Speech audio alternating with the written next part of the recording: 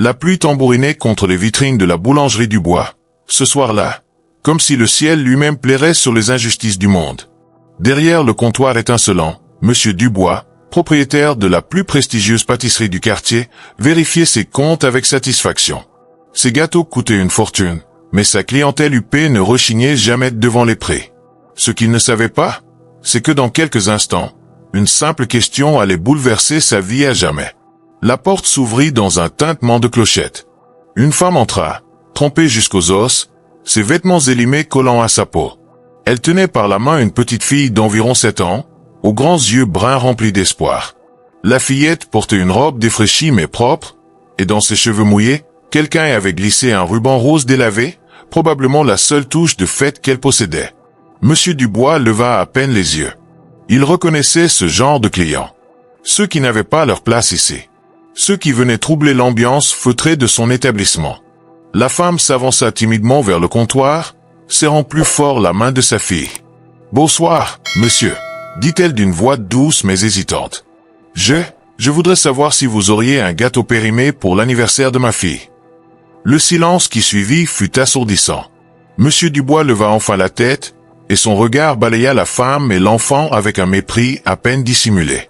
Derrière eux, dans le coin de la boutique, un homme en costume sombre était assis à une petite table, une tasse de café devant lui.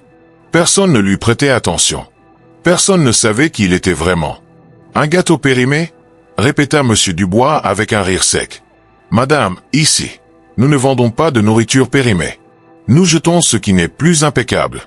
Nous avons une réputation à maintenir. » La petite fille serra le bras de sa mère. Ses yeux brillaient d'une lueur d'espoir qui s'éteignait lentement, comme une bougie dans le vent. La mère déglutit péniblement. « Je comprends, monsieur. C'est juste que c'est son anniversaire aujourd'hui, et je pensais que peut-être, avant de jeter, je peux payer un peu. J'ai économisé 3 €. Elle sortit de sa poche quelques pièces usées, qu'elle posa sur le comptoir avec une dignité qui aurait dû faire honte à n'importe qui. Mais pas à Monsieur Dubois. Il regarda les pièces comme si elles étaient contaminées. 3 €. Il eut un rire méprisant. « Madame, mes gâteaux coûtent au minimum 45 €. 3 € ne vous achèteront même pas une seule pâtisserie individuelle. Et certainement pas un gâteau d'anniversaire, même périmé. » L'homme dans le coin n'avait pas bougé. Mais ses yeux, cachés derrière ses lunettes discrètes, observaient chaque détail de la scène. Il tenait sa tasse de café, mais il n'avait pas bu une seule gorgée depuis 10 minutes. « S'il vous plaît, » supplia la femme, et dans sa voix perçait maintenant une détresse qui serrait le cœur. « Ma fille n'a jamais eu de vrai gâteau d'anniversaire. Jamais. Elle a 7 ans aujourd'hui, et elle m'a dit qu'elle ne voulait qu'une seule chose. Un gâteau avec des bougies. Je travaille comme femme de ménage, mais mon patron m'a renvoyé la semaine dernière parce que j'ai dû rester auprès d'elle quand elle était malade. Je cherche du travail, mais en attendant. » « Ce n'est pas mon problème, » coupa Monsieur Dubois froidement. « Si vous ne pouvez pas vous permettre d'acheter mes produits, il y a une supérette au bout de la rue. Ils ont des gâteaux industriels bon marché. Maintenant, si vous voulez bien sortir, vous effrayez mes autres clients. » Il n'y avait aucun autre client dans la boutique. Seulement l'homme dans le coin, immobile comme une statue.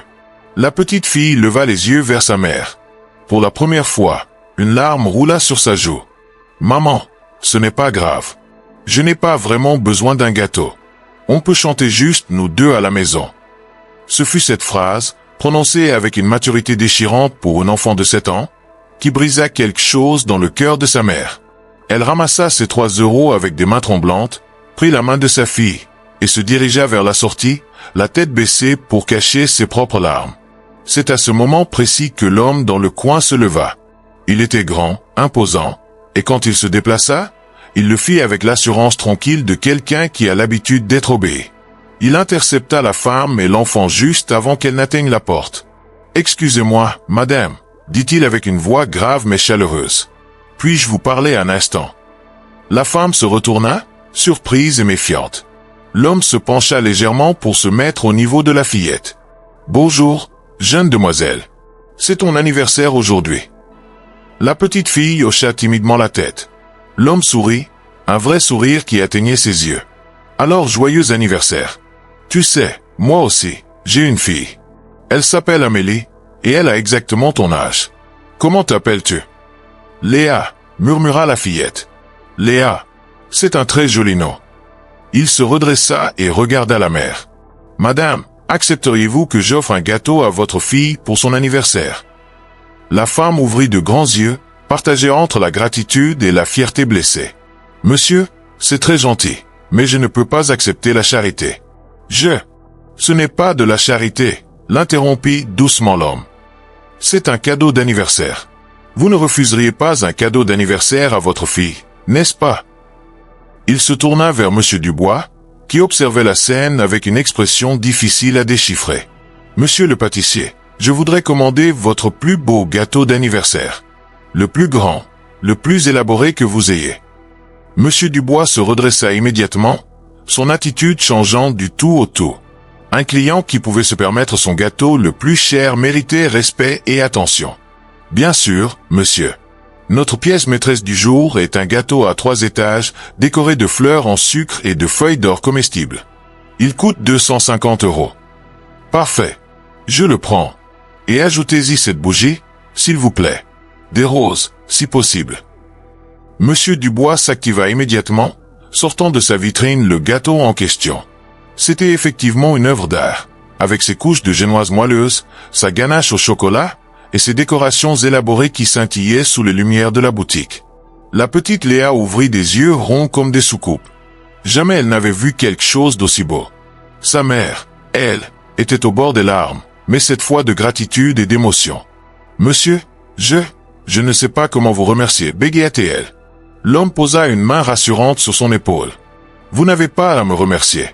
Mais j'aimerais vous parler, si vous me le permettez. Cela prendra quelques minutes.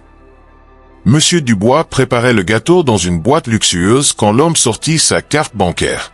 Il paya sans sourciller, puis ajouta « Madame, permettez-moi de me présenter. Je m'appelle Philippe Marchand. Je suis le propriétaire d'une chaîne d'hôtels. » La femme écarquilla les yeux. Philippe Marchand. Tout le monde connaissait ce nom. C'était l'un des hommes les plus riches du pays, un self-made man qui avait bâti un empire à partir de rien. Vous avez dit que vous aviez perdu votre emploi de femme de ménage, continua Philippe. Est-ce que cela vous intéresserait de travailler pour moi?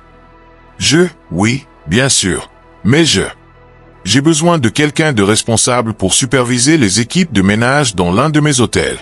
Le salaire est confortable, vous auriez une assurance santé, et il y a même une crèche sur place pour les employés avec des enfants. Votre fille pourrait y aller après l'école en attendant que vous finissiez votre journée. La femme porta une main à sa bouche, les larmes coulant maintenant librement sur ses joues. Pourquoi? Pourquoi faites-vous ça? Philippe Marchand se pencha en arrière sur sa chaise, son regard se perdant dans le vide comme s'il revoyait une scène d'un passé lointain. Parce qu'il y a 30 ans, j'étais à votre place. J'étais un jeune père célibataire, ma femme était morte en couche, et je n'avais rien. Rien du tout. Un jour, pour le premier anniversaire de ma fille, je suis entré dans une boulangerie, exactement comme vous l'avez fait ce soir. J'ai demandé s'ils avaient un gâteau périmé. J'avais exactement 3 € dans ma poche, comme vous.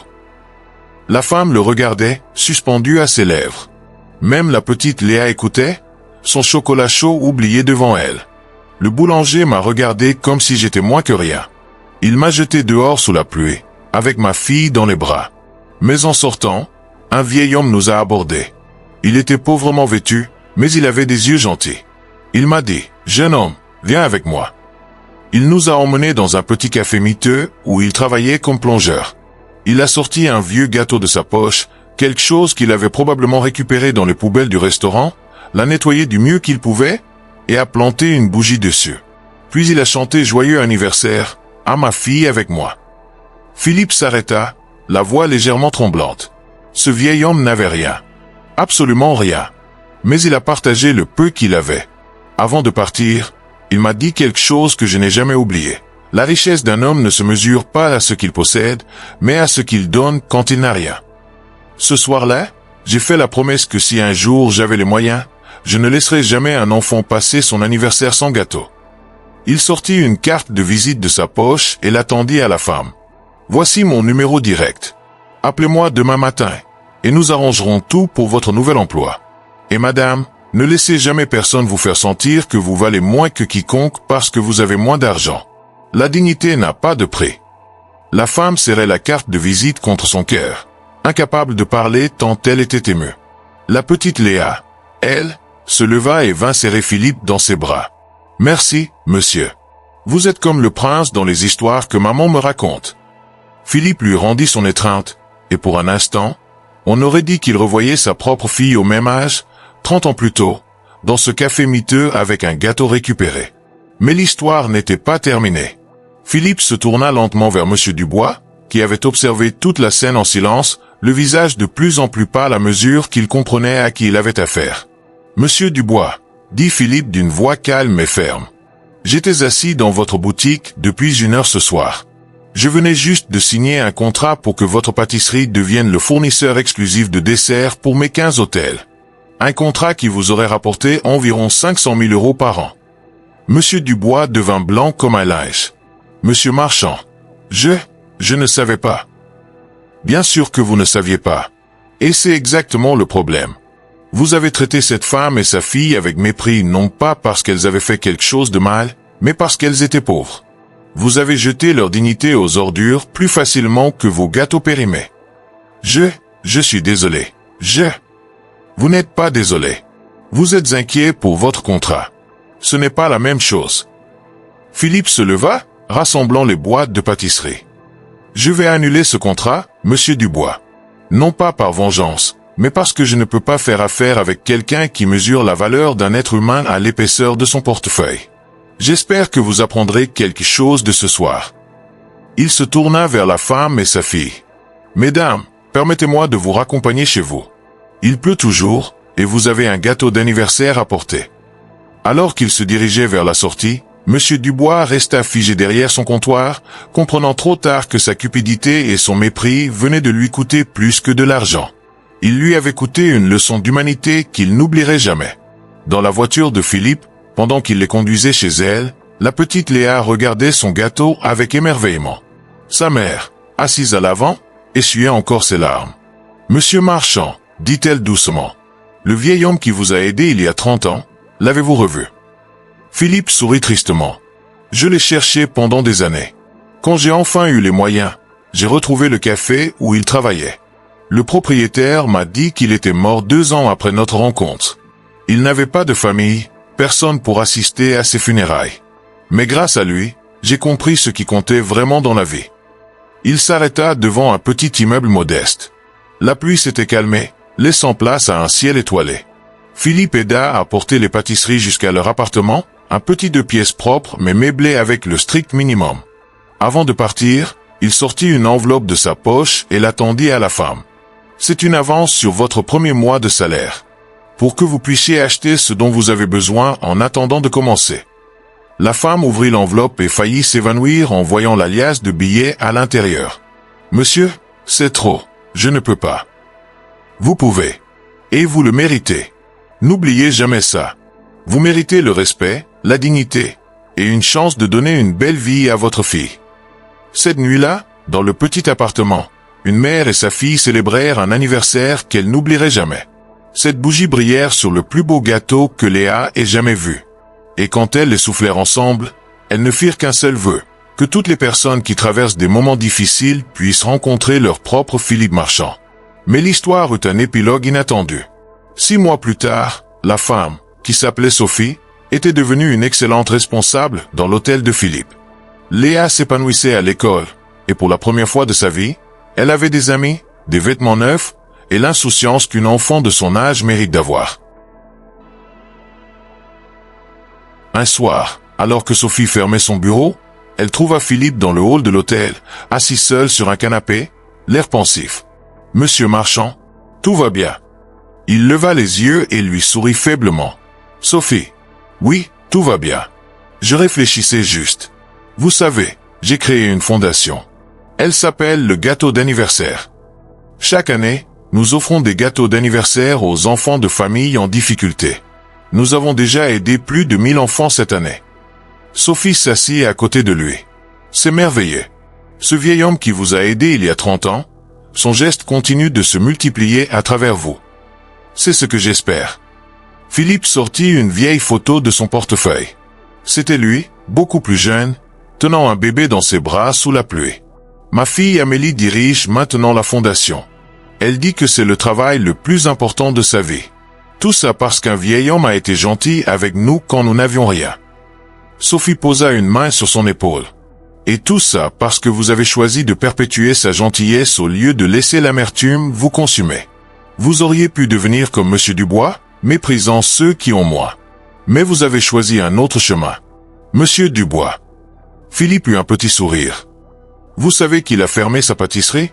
Pas à cause de moi, mais parce que son attitude a fini par lui coûter tous ses clients. Les gens parlent. Une vidéo de cette soirée a circulé sur les réseaux sociaux. Quelqu'un dans la rue nous filmait à travers la vitrine. Le monde entier a vu comment il vous a traité, vous et Léa.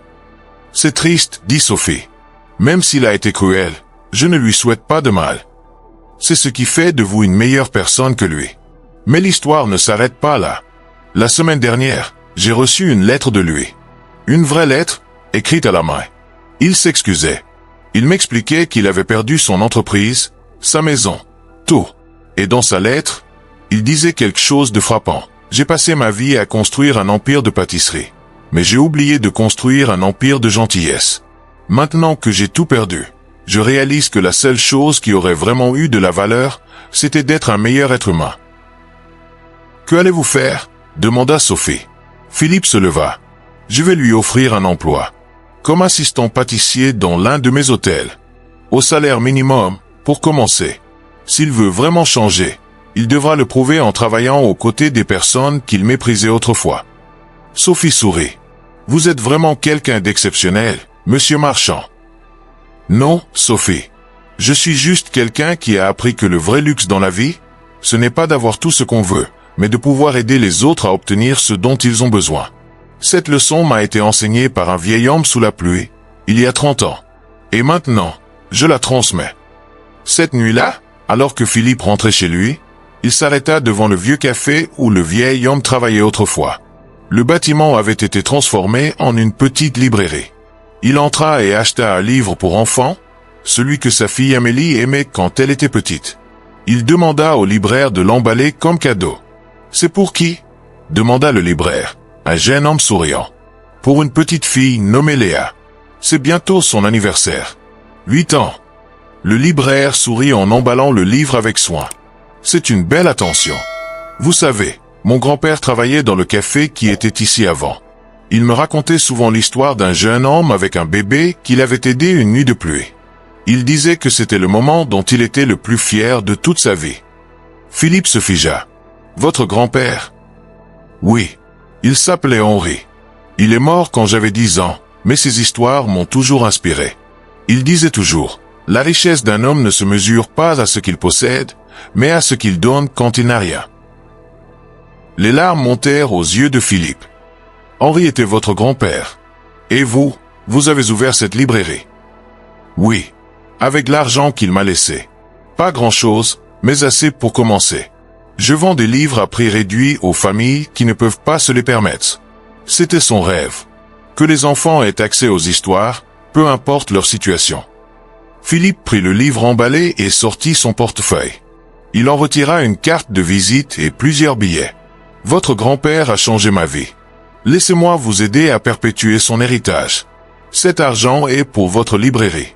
Et si vous avez besoin de quoi que ce soit, n'hésitez pas à m'appeler. Le jeune homme regarda la carte de visite et écarquilla les yeux en reconnaissant le nom.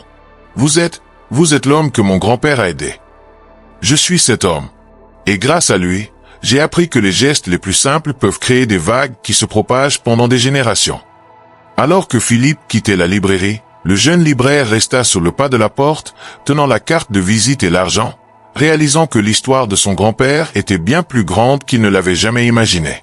Et quelque part dans la ville, dans un petit appartement chaleureux, Léa dormait paisiblement, rêvant de gâteaux et de princes gentils. À côté de son lit, sa mère Sophie lisait à la lumière d'une lampe de chevet, un sourire aux lèvres, sachant que demain serait un nouveau jour plein de possibilités. La gentillesse, comme les ondulations sur l'eau, ne s'arrête jamais vraiment. Elle se propage, touche des vies, transforme des cœurs, et crée un monde où un simple gâteau d'anniversaire peut devenir le symbole de tout ce qu'il y a de bon dans l'humanité. Si cette histoire vous a touché, partagez-la autour de vous. Parce que nous avons tous le pouvoir de changer une vie avec un simple geste de gentillesse. Vous n'avez pas besoin d'être millionnaire pour faire la différence. Vous avez juste besoin d'avoir un cœur qui voit au-delà des apparences. Aujourd'hui, posez-vous cette question. Qui pourriez-vous aider?